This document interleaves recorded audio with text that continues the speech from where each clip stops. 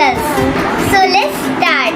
We need some chopped mangoes, sliced kiwis and some cherries. Also some mango fruity.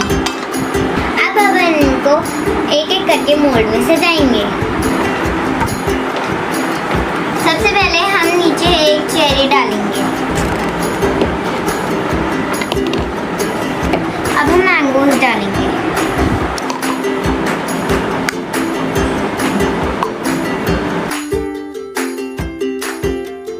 अब हम side में 2 Kiwis लगाएंगे.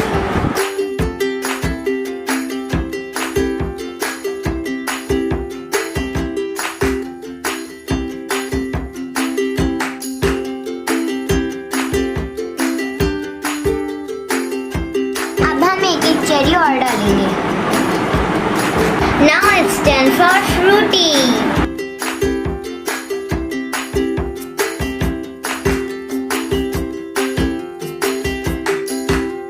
Last में थोड़े से मैंगोज और डालेंगे. अब हम इसको कवर कर देंगे.